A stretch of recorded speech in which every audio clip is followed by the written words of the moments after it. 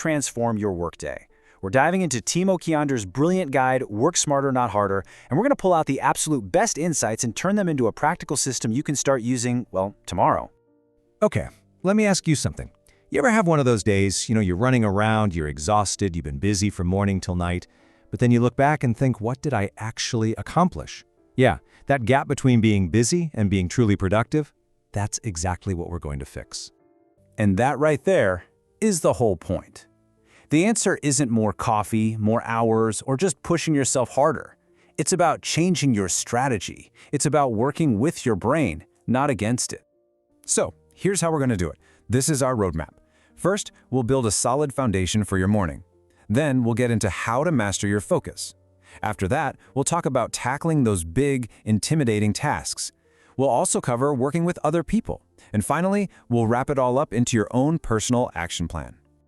All right, let's kick things off with Section 1, starting your day right. Because here's the thing, a great, productive day doesn't just happen when you sit down at your desk. Nope, it all starts the moment you wake up.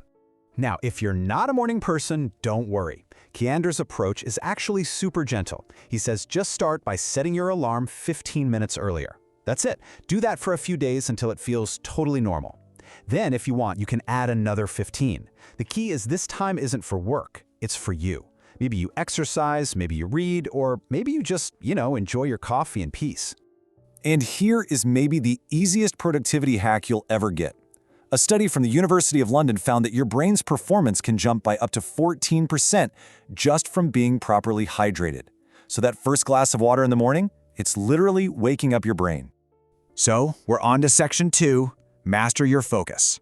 Your morning's off to a great start. So how do you keep that energy going? Well, it's all about learning how to focus, which, let's be honest, is a total superpower in the world we live in today. The secret here isn't one single magic formula. It's about finding a rhythm that works for you. A rhythm of focus work followed by a real break. Maybe you're a Pomodoro person with those 25-minute sprints. Or maybe you work better in longer, 90-minute chunks. The goal is just to try these out and see what feels right for your brain. Of course, even with the perfect rhythm, distractions are gonna happen. Kiander says they usually fall into one of 3 buckets. You've got your communication tools. So for that, try checking email at set times instead of every 5 minutes. Then you have people. And honestly, noise-canceling headphones can be an absolute lifesaver. And finally, you've got the internal stuff, which brings us right back to our first section: sleep, water, and actually taking those breaks. Okay, so you're feeling focused. But what do you actually work on? Well, welcome to Section 3, tackling your toughest tasks. Because working smarter means realizing that the order you do things in can literally make or break your entire day. And for this, Kiander has this awesome term, your frog. Think about it. What's that one big, ugly, important thing on your to-do list that you just keep putting off? That's your frog. And yeah, we all have one. This strategy here is just so beautifully simple. Eat that frog first thing in the morning. When you knock out your biggest, hardest task right at the start of your day, you get this incredible rush of accomplishment. It builds this amazing momentum that carries you through everything else. But hey, productivity isn't always a solo sport, right? So in Section 4, let's talk about how to work smarter with other people.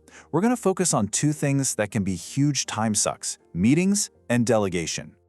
So the next time a meeting invite pops up, just pause for a second. Ask yourself, does this meeting even need to happen? Do I really need to be there? Is there a clear agenda, and is there a hard stop time? Just being a little more protective of your calendar can free up hours every single week. And then there's delegation. It can be a total game changer, but only if you do it right. It's really a 3-step process. You have to give super clear instructions, you have to set a hard deadline, and you have to schedule a time to follow up. Do those 3 things and you'll free yourself up to focus on your most important work. Okay, we have covered so much ground. So for our final section, Section 5, we're gonna bring all these pieces together. This is your smarter workday plan. So here it is. This is what your new day could look like. It starts the night before, when you make a quick plan. Then you wake up, you hydrate, and boom, you eat that frog. First thing. You work in focused bursts, you handle emails in batches, and you take real breaks that actually recharge you. It sounds simple, but trust me, it's incredibly powerful. So I want to leave you with one final thought. A question, really. What's the one frog you're going to tackle first thing tomorrow?